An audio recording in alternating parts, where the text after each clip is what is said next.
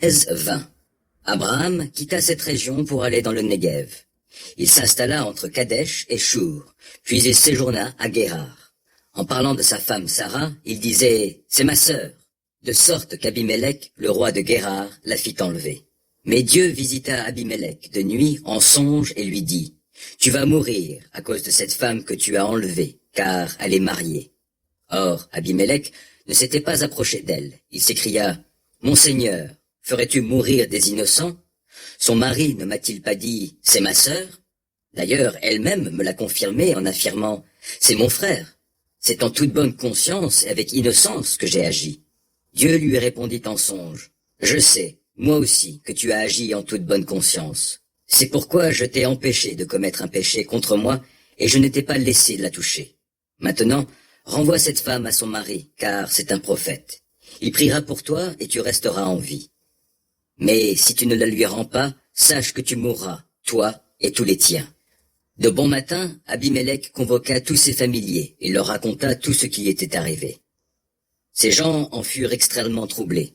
Puis Abimélec fit venir Abraham et lui dit « Pourquoi nous as-tu fait cela? Quel mal t'ai-je fait pour que tu nous aies exposés, moi et mon royaume, à commettre un si grand péché?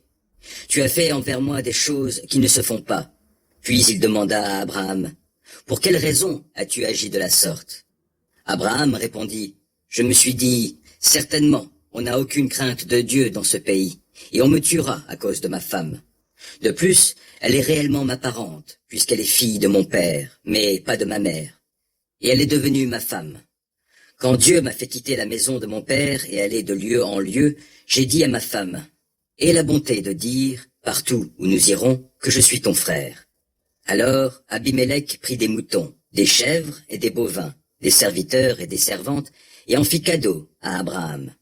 Il lui rendit aussi Sarah, sa femme. Puis il ajouta, « Mon pays est à ta disposition.